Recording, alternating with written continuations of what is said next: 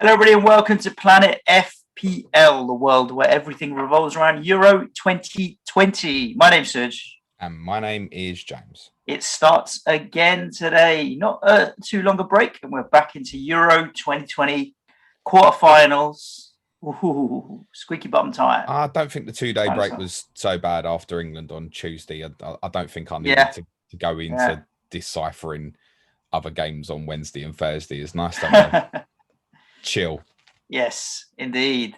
And from a fantasy point of view, obviously, I'm a wildcard. You are not, but we still need to make our various transfers and get ourselves through. My team is set.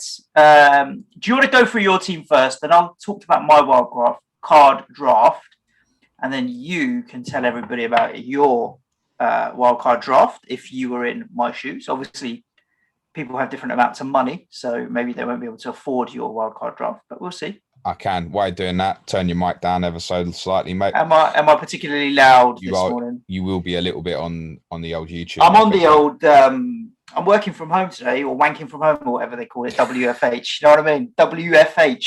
Because it's my son's birthday, and he's actually woken up sick, so he's skiving off school, and I've got the loft space at home, but it's a mess. I've not worked in it for ages because we've been going to the office. Save the wanking talk for Patreon, mate. WFH, whenever we put it. I have got bongos in my little home office. Though. Well, play them, yeah. No. No. I don't know why I bought them. I bought them and I thought, you know what? I'm going to learn to play them, and it's going to be like my cool party trick where I just randomly, if we're having a party, and I'll just be able to bust out the bongos.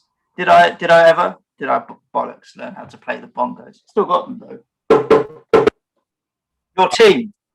I finished on 67 points in the lane, starred by Karim Benzema's 20-pointer, Raheem Sterling 8-pointer, Mike Damsgaard 6-pointer, Hugo Lloris penalty save 6-pointer, Spinazzola 5-pointer assist, the brilliant Joachim Maley 12-pointer. Left myself with a bit of a fucking hole for this week, mate. I'm 8 players short, so I have 7. I did speak about taking a -4 on Wednesday's podcast. That is my intention, although the 4 players I'm intending to buy has changed ever so slightly. I'm going to bin Lloris, Dumfries, Depay, and Benzema. In will come Pickford, John Stones, Alvaro Morata, and Harry Kane. And the reason for that is I want to captain Morata and Kane over the 2 days. I've decided to back Harry. He's a player who has had these kind of moments in his career of people questioning his goal scoring ability, quite laughably. And invariably, when one goes in, more tends to follow for Harry. So that makes me feel better about the -4 as well. If I'm going to be bringing Morata into captain, Kane into captain, I think Morata is probably the standout captaincy choice for today. At the moment, the benefit obviously is we will get to see the Spain team, and if something alerts me to something different, then I might go with a different Spain player, but I don't foresee that happening. Actually, I think I will go with Morata for a little bit of Spanish coverage to captain today. Okay, understood. It's funny how your logic on a lot of those players is slightly different to mine, and I just moved the armband from Morata. I ended on 66 points. So my last three weeks, 66, 65, 66. It's nothing if not consistent, but consistently meh. I just need one game week where I'll break that 80, 90 point mark to really kind of break into. You do well to do that now, mate. Well, I've got the wild card, and so fingers crossed. Let's see what happens. I kept my 4 Italians in Donnarumma, Spinazzola, Insigne, Immobile. I don't see any reason to move any of them on, to be honest with you. And I also kept my 2 Danes in Maley and Damsgaard. Everybody else is gone from my squad. Okay. So I decided in the end to get 3 Belgians. I've got Meunier, Lukaku, and Carrasco in my squad right now. Okay. Working off the assumption that if Hazard or De Bruyne or both don't make it, then Carrasco's going to get in. And I fancy one wild card kind of pick is not too bad. Okay. I have 2 Englishmen, Harry Maguire and Raheem Sterling. Okay. I have 2 Spaniards in Alba and Morata. And I have 1 Swiss in Zuba. I think he's reasonable value at his price. So at the moment, I've got Donnarumma. Everybody playing today is Donnarumma, Alba, Spinazzola, Meunier, Zuba, Insigne, Carrasco, Morata, Lukaku, Immobile, and then tomorrow I've got Raheem Sterling, Harry Maguire, Mahaley, Damsgaard, and Kasper Schmeichel as my reserve keeper. I just didn't see the point in paying the extra for Pickford. I thought Schmeichel's perfectly fine, and he's a lot cheaper. So that's how I'm lined up, to be honest with you. And so one of Italy or Belgium will go through, and I can just sub out 4 Italians or 3 Belgians. And I hope that then England, Denmark, and Spain go through as well. Actually, I don't hope Denmark go through because I'd rather play the Czech Republic in the semi-finals. But and I've only got 2 of the bastards in my team, so no, I don't hope Denmark go through. I also don't think I want. But I think they will. I also don't think I want to spend next Wednesday night watching Czech Republic versus Ukraine, mate. Nah. So that's how I'm lined up on my wildcard, mate. And at the moment, I've got the armband on Lukaku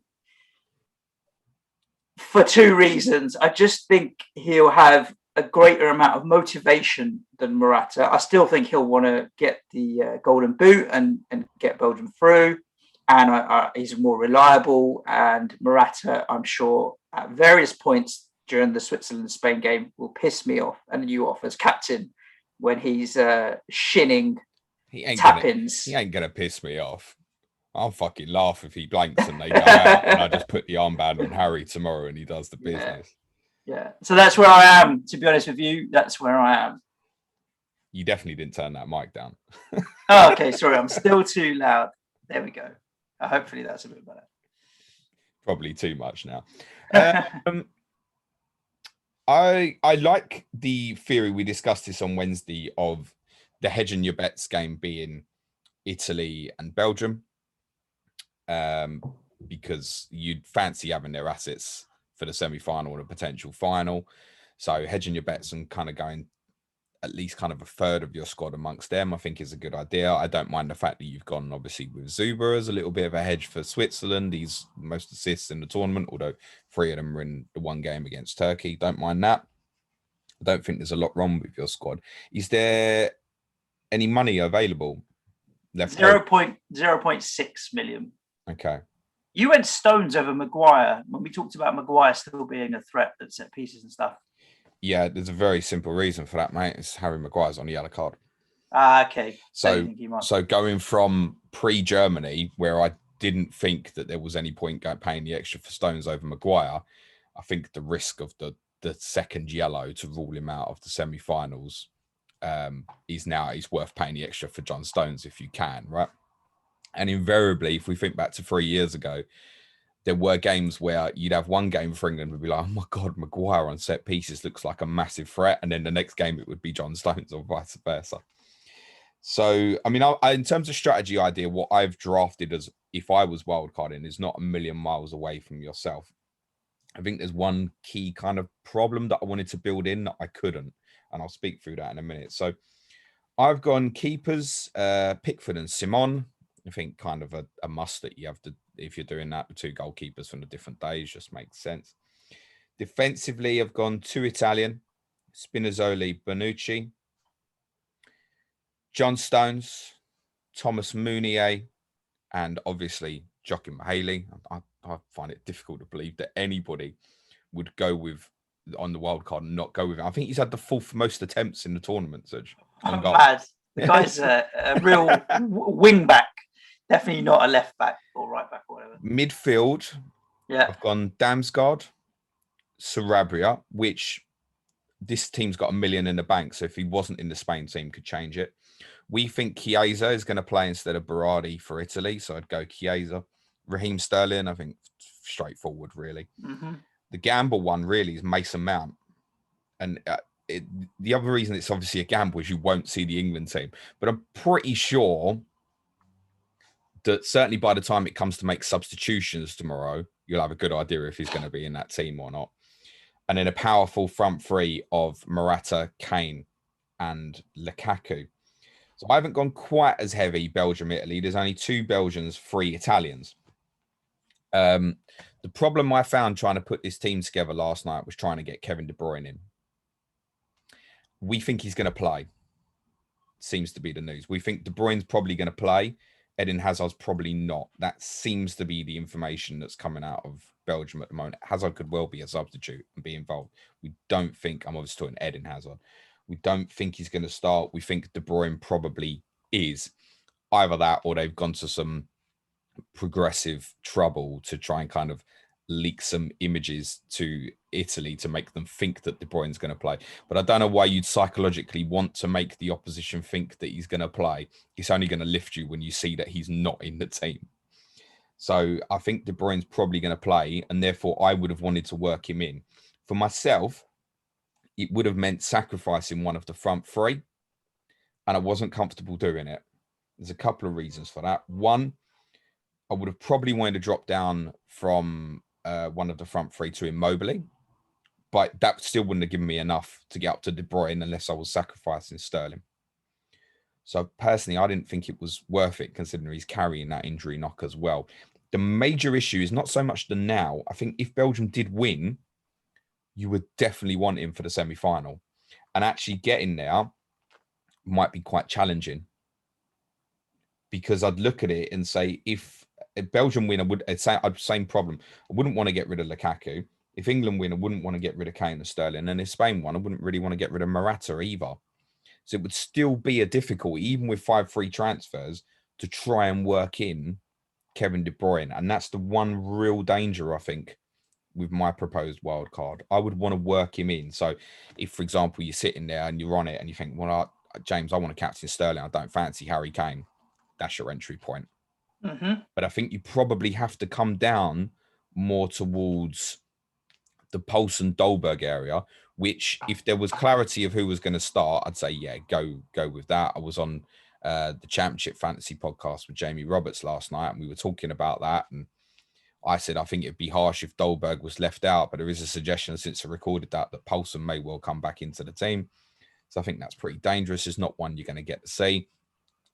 The Spain-Switzerland team might help you if you want to take that area to hedge a bet against Spain, for example, and go with. Yeah, I mean, the one that's really cheap is Moreno. Moreno's fantastic. But like, if Spain went through and I thought Moreno was going to play in the semis, and Italy went out, and I wanted De Bruyne, then Immobile down to Moreno easily gives enough money for Insigne. I don't think he'll start.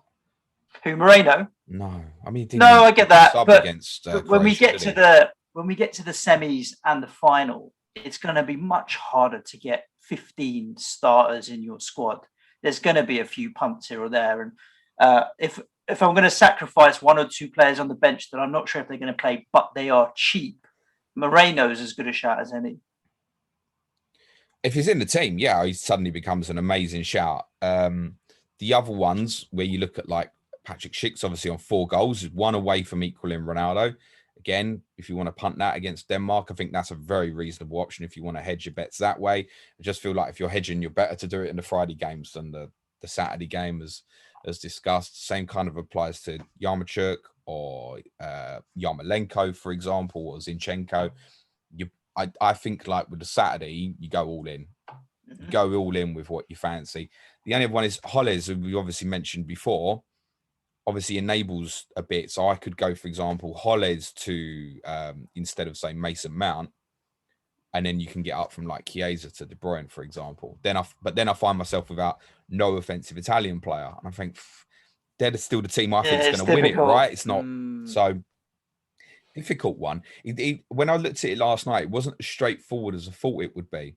Because I was kind of under the impression with like France out, Portugal out, no Mbappe's, Ronaldo's and stuff, that budget wouldn't be much of an issue. But actually, it's a little bit tight if you want to go with the powerful forwards. That's the sacrifice to allow you better in say De Bruyne is to sacrifice one of the forwards, and I think that's what most people will do.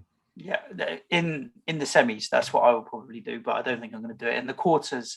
I've got 10 players today and 5 players tomorrow. which is fine for me. So hopefully, if I get 3 or 4 returns today, then I'll know which players are coming out for tomorrow. Okay. Just something I think is really important to go through: suspensions. Yes. There is one player suspended for the quarterfinals. So do you know who it is? Suspended for the quarters.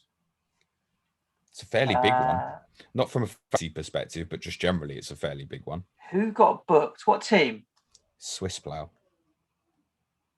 It's not Shaqiri. No, it's someone who loves a card, mate. Someone who loves a card. Yeah. Oh, Granit. Granit Xhaka is suspended. That's obviously a big blow for Switzerland today. Yeah, he's been playing well this tournament, to be fair.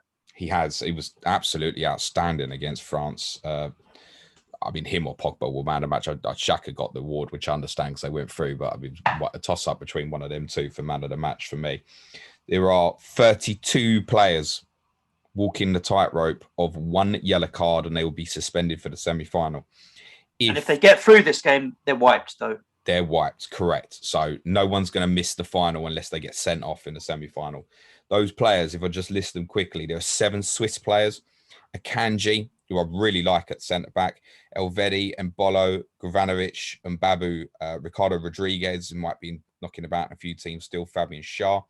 There are 4 Spanish players, Jordi Alba, notable, Sergio Busquets, Rodri, Pau Torres, 3 Italians, Nico Barella, Matteo Pessina, and Gio Di Lorenzo, who's obviously been playing right back. We think he's probably going to stay in the team, although Florenzi is nearing fitness. We also think Chiellini is probably going to come back in for a Cherby. And as I said earlier, we think Chiesa will play instead of Berardi. The 4 Danes includes the popular Mikkel Damsgaard.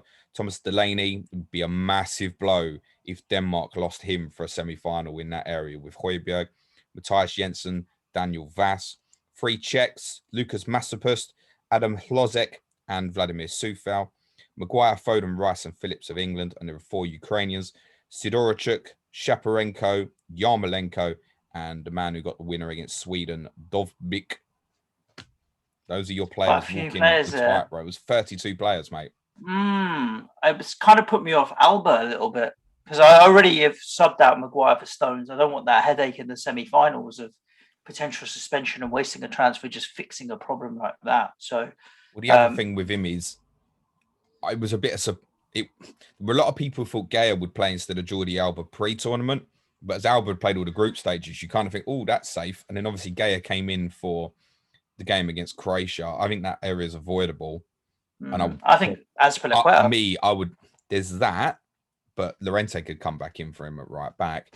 Laporte is definitely the safest one. Or, as I kind of worked into my wild card, Simon at 5.2 is very reasonable. Yeah, I mean, it's interesting because I noticed that with your wild card and mine. We both had a Spanish defense and a double Italian defense. Yours were 2 Italian defenders and a Spanish keeper. Mine's Spanish defender, Italian keeper, and defender as a combination. It's down to budget. So if I think I would go Laporte from the safest perspective, because I think ideally, if your team goes through, you want to think beyond the quarterfinal. And for me, Laporte is not coming out that team if they get through. Where the other players, Pau Torres versus Eric Garcia, the right back, left backs, there's all a little bit of debate on that. So if I looked at, say, Laporte and Donnarumma versus Simon and Bonucci, I've gone with the cheaper option, right? I just think that makes sense from that perspective. Yep. Yeah, a couple of tweaks to my squad there. I think Laporte and Stones for the yellow carded players makes absolute logical sense. Any concern on Damsgaard then? Because he's one. He's not the sort of player you'd expect to get booked, is what I would say. It's different to the defensive players.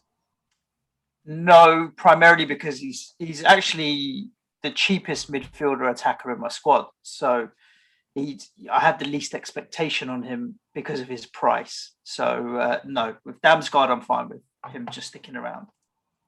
Okay. There's every chance he doesn't make it off my bench, right? I mean, if I had 7-8 returns today, I wouldn't be bringing him on potentially. So what are you gonna do that for them Italy-Belgium players? Not, mate. It's impossible. It could be another 3-3. You never know. Yeah, all your defenders going to get attacking returns, are they? I don't think so, mate. So I will be with 11 this week then, once I've taken the -4, which will be Pickford in goal, Spinazzola, Stones, Mahaley, Damsgaard, Berardi, I don't think it's going to start. Insigne, Sterling, Kane, Immobile, Morata. As I said, my captaincy plan is Morata today. If he scores, I think I'd leave it. Mhm. Like, honestly, if he gets a 6 pointer, it's 2 days Done. now. I Done. think Yeah. return, you probably stick at this stage, unless you think Kane or Sterling's going to go off massive tomorrow. I think you stick. If Morata blank's going to go Kane tomorrow is my plan over Sterling. I'm going to back Harry. I'm going to go Sterling tomorrow because it's my only attacking option, really. I'm not. I wouldn't advise anybody else to go Kane over Sterling. I have that gut feel with Harry. Yeah, I'm with you though on this gut feel about Harry because he gets written off and then comes back and scores goals. So yeah, there we go. Okay, should we talk quarterfinals? Let's do that. So Switzerland versus Spain is where we kick off today, 5 o'clock. Well, I think that Xhaka absence is massive psychologically for Switzerland. I mean, I would have fancied Spain to win anyway. I think obviously both teams went to extra time on Monday. It's only 4 days ago, so I think both teams will be a bit fatigued. But you think about the freshness in terms of the amount of changes Spain made. Admittedly, Switzerland did as well. But I think Spain have got more options to just rotate and fuck around with it and keep the quality levels high. So I would expect Spain to win. Don't think it will be particularly straightforward, but I'll go 2-1 Spain. Mm-hmm. I'm expecting a low scoring 1-0 or something like that to Spain. I think Switzerland could give them some trouble, and it wouldn't surprise me if it's a draw that goes into extra time and penalties as well. This is going to be quite a tight game. But that Xhaka miss that you mentioned is a big deal for Switzerland. So yeah, and the big game today, Belgium versus Italy, 8 o'clock kickoff. Oof. I think Italy will go through, but I think it might be all the way to pens, possibly. Could go either way. I'll go 1-1, and I've Italy to win it in extra time or on penalties. Now, 1-1's a disaster from a fantasy perspective, by the way. I think the thing is, I think I trust the defensive attributes of Italy more than Belgium. If the likes of Jorginho can really dominate that area and Hazard and De Bruyne and whoever else plays don't get much time on the ball, then I trust the centre-backs of Italy to kind of sort of deal with Lukaku as best they can. Whereas going the other way, I think the Italians will keep the ball much better. So if Italy can get a hold of the game, they'll win comfortably 2-0. I just think Belgium will find themselves a little bit impotent. They just won't be able to, cause any trouble to the Italian backline. And I do trust them defensively to actually dominate that middle of the park area. So you're going to captain Lukaku today? Yeah. Do you not want to rethink that? Over who? You're on the fucking wild card. You go with anyone, mate. Insigne, if I was going to go with an Italian, is my Spanish player, mate. I'm not going to captain Morata. I'm just not going to do it. Nah, forget that. I'm not going to captain Morata. I'm just not going to do it. So if I decide that I'm feeling fruity, then Insigne could be my other choice for captain. So I mentioned about Joachim Meili, right? 4th most attempts. It's actually 4th most attempts on target. He's had 6 attempts on target in this tournament. Only 3 players have had more. Cristiano Ronaldo, Schick, and Alvaro Morata. How many goals Morata scored? 2 now, isn't it? I don't think he's missed more than he's scored, admittedly. It's frustrating, but at least he's not playing Saturday. You can move the captaincy if you get it wrong. What's the ceiling of the 2 players is what I would say. Yeah. Is Lukaku likely to get 2 or more against Italy? Probably neither Morata is, but if I said to you now, right, one of those players is getting a hat-trick today, which one are you going with? Morata. I thought you were going to say like Mbolo just for jokes there. Yeah. I'm going to go Italy 2-0 today. I'm going to go Italy 2-0. I think a very reasonable outside shout for captaincy today. It's probably not based on my predictions, but it's Spinazzola. I think quite a few are looking at this stage now. Now we've got this far to look at people like Spinazzola, Jordi Alba if he's in the team, maybe even Luke Shaw. A few might gamble on tomorrow. I think there's an element of risk on that. Go to try and get that kind of attacking return plus clean sheet. And I don't think it's the worst strategy, because for the wing backs, I mean, even Maley tomorrow, I think a lot of people might end up captaining him. It's great. It's not the worst option at all. Yeah, I agree with you. Clean sheet and the assist, and you're matching a player who scores and assists. And at this stage, getting 2 returns is unlikely. Yep, agree. Czech Republic, Denmark. Comfortable win for Denmark, or do you think it's going to be a little bit more of a challenge? I'm going to go 2-0 to Danes. I think they'll have too much. As I mentioned earlier in the week, I'm not sure if the setting is going to be right for us. It's a kind of warped thing to say, but they've played all their games in Copenhagen or Amsterdam, proper football stadiums. The feel in Baku is going to be very, very different. It's a long journey for both teams. I don't particularly think it will suit the Czechs either, by the way. I think it might lead to a slower game of football. That said, it didn't affect Switzerland, Turkey, who had 43 shots on goal, etc. in the group stage. But I think Denmark 2-0. I'm interested. I'm interested. It's 8 o'clock local time. Okay, yeah, fine. So it shouldn't be too much of an impact from a temperature perspective. I haven't looked at what the temperature is going to be out there. Neither team would fancy that, particularly if it is going to be super hot. But that Denmark team has real intensity in the way they play, doesn't it? So I fancy them. I think they've got more places that they can hurt the Czechs from in the midfield areas. I don't know who's going to play up front, whether it's going to be Dolberg or Poulsen. I would have thought it's going to be Dolberg. What I looked into last night suggested that Poulsen could come back in. I think there's every chance they'll play 60 minutes each if it goes to extra time.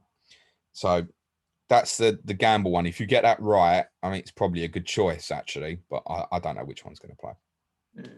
I think 1-0 to Denmark. I don't think it's going to be the greatest game, but I think Denmark will just do what they need to get through.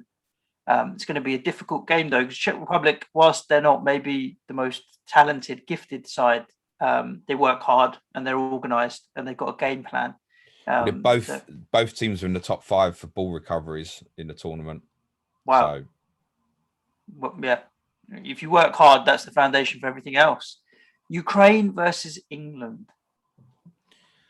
Got to back the boys, haven't we?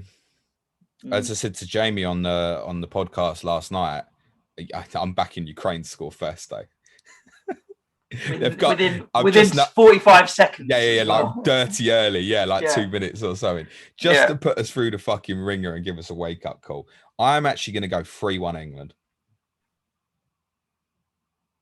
I think England will still keep a clean sheet. I'll be honest with you. I think this now, 4 games in, not conceding a goal is a big deal for the squad. So I think I'm going to back England to keep a clean sheet against Ukraine. And I think they're going to end up winning 1-0 or 2-0. I don't think it's going to be high scoring. And 1-0 seems to be the England way at the moment, doesn't it? So I think just 1-0, get through to the next round. It wouldn't surprise me if it's as dull and simple as that. So I've just put that to be the highest scoring quarterfinal. Ukraine have had the 10 most attempts in the tournament so far out of the 24 teams. Where do you think England rank? Lower. Cool, another stab. 14th, halfway. 20th.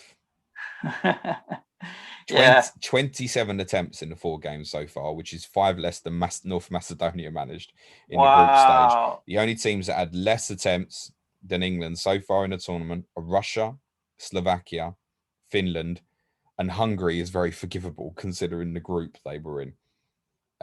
9 shots on target. He's not great. If you compare that to the other teams left in, Belgium 16, Ukraine 18, Portugal are obviously out, France are out, Switzerland 20, Spain 29, Denmark 30, Italy 23. The Danes have had the most shots on target. Italy have had the most attempts overall, 87. So what did we say? England have had attempts on goal so far? 27. Italy have had 87. Wow. Yeah. But I think England are going to go back to about 4, we think. And I think this game might open up a bit. A bit of momentum after the Germany victory as well for England. Yes. Sure. There we go. That's your Euros roundup. Do you want to say anything about Nuno Espirito Santos? I did a Even bit. something along the lines of, the millions of times I said it's not going to be Nuno, I was wrong. No, 100%. I said many times it won't be Nuno, and I think. Do you think desperation told in the end?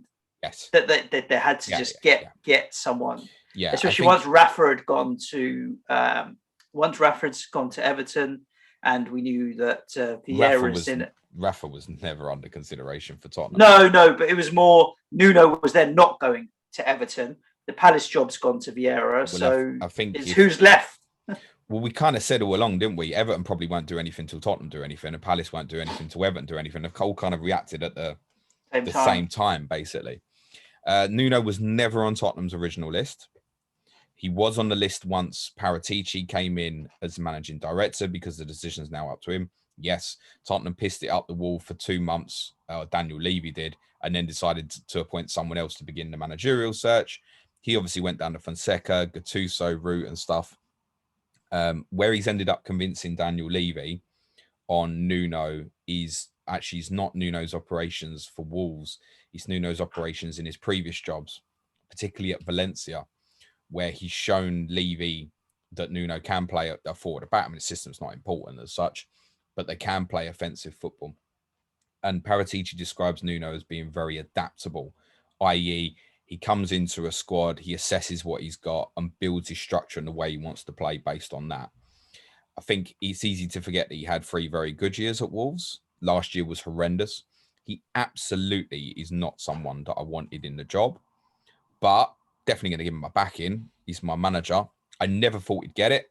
I stand by that. I still can't believe he's got it. But perhaps if I have a further look myself at his work at Valencia, it might become encouraging for me. I was very encouraged by the way that he spoke in his first interview, because the one thing I found about Nuno last year is it looked deflated a lot. It looked like he'd lost quite a bit of energy. And I think that was a psychological impact of losing Raul Jimenez at the exact point that he wanted to change the style stylistically for Wolves. And also, I wonder if he kind of thought, I can't take this anymore, because we're hearing plenty of rumours that Wolves are looking to sell a lot of players and they might not be spending it back. So it might be that Wolves are being very cautious in this market, and Nuno's gone, I can't take this much further. For the Wolves fans who thought the mutual consent was part because he was homesick, that's clearly not the fucking case, because he's rocked up not many miles south. I'm prepared to give him a chance, obviously. But yeah, 100%. I said it won't be Nuno, and I was wrong, mate. I feel like you'll be better defensively, but not as. I'm not even. It's not going to tear up trees from an attacking point of view. I'm not convinced that it will be. I mean, Wolves defensively were not good in the second half of last season, right? Let's see. What I liked was he said, "We will make you proud," and he didn't say we will try and make you proud. He said, "We will make you proud," and if that's what he does, fully behind him, mate. And that's the first thing the football fans of the football club need. They need the positive brand of football, which, let's be honest, whatever Nuno fucking brings is going to be more enjoyable than Mourinho. Fingers fucking crossed. Anyway, they need to feel the identity back with the football club. The one message from Wolves fans is you'll like him. He'll bring a team collective and an identity to the team. Yeah. And that's the first thing that's needed, is for the fans to get some belief back into the football team, because it's just at 0 at the moment. So from that point of view, he might be a good choice. And I think you are right. It was a panic move in the end. They go back to training in 3 days. And I think once it had gotten this far and they hadn't got the 15 or other so people, and that's how many people Tottenham spoke to, that it cut to the point where you start thinking, I thought it's either one or two things. One, it's got to be someone who knows the league, or it's someone who's involved in the Euros and they're waiting for him, like Roberto Martinez or something like that. Nuno knows the league, right? That's the one benefit him coming in late. He'll know all the players already. He knows the league. Yeah. First away game for Tottenham, game week 2, Wolves. Wolverhampton Wanderers. Lovely. You know, lovely. you have to write this sort of shit, don't you? Yeah. That's after we get our pants pulled down by Harry Kane in game week 1. No, that won't happen, because he won't be wearing a Man City shirt in game week 1. He might be in game week 2, though. Let's see. Right, a few small public service announcements for you all. Of course, wherever you're listening to the podcast, make sure you hit the subscribe button or notification bell or like or anything else, even on YouTube if you're watching. And you'll get notified as soon as we put more content out, which will be next week now. More Euros chat and start warming up with only 3 match days left in the Euros. We'll be starting to warm up FPL stuff as well. And most importantly, if you want to sign up to our Patreon, you can. There's no free periods anymore because we're into July, but sign up. It's well worth it. Not least because yesterday James recorded with Mrs. James, and that pod is available to every tier, even the £3 tiers. I was talking to my wife. I was like, I'd pay £3 just to listen to that one episode. You know, like you pay to rent movies or whatever. That was 49 minutes of very enjoyable. I wouldn't call it comedy, but yeah. It was unlike anything we've done before. Definitely. Yeah. I let my wife listen to the first 15 minutes because she's not a Patreon type woman. She is. So did you charge her £1? I let her use my phone. I let her listen to the first 15 minutes, and then I was like, you know what? I want my phone back. I want to watch something on YouTube. But took it back off her. She's like, I was quite enjoying that. I was like, well, you can listen to the rest later. So definitely well worth it. I learned a lot of new stuff in that pod, James. Oh God! Yeah, I didn't know that the away goal rule had been around for 400 years. Obviously, that came into force in 1643 or something along those lines. 1621, get it right. Oh yeah, something along those lines, and lots of other interesting, fun football facts that emerged. Yeah. I'm looking forward to that. You got visions now, haven't you? What they used to do with long before football, they'd play in like cities and stuff, wouldn't they? You'd have to get a ball, you could use your hands, everything, get it from like one side of the city to the other. Could you imagine after 3 hours they go, oh, it's only 2-2, lads. Yeah, but we've extra got time. We've got 2 away goals. Mate. 2 away goals. We're in your city, we win. Oh dear, I can imagine there was lots of other really interesting things to come out of that as well. I'm looking forward to the Premier League's press release, 30 minutes each way, coming soon. But we won't give away any more teasers. If you want to listen, do head over to patreon.com/Planet FPL. Sign up. There's going to be loads of cool stuff in the preseason build-up as well. And that's your lot, mate. That is your lot. All right, brilliant. Say your line. Stay safe, everybody. Chat for now. Thanks, everyone. Be nice. Enjoy the football this weekend. Come on, England. Cue music, please, man, child.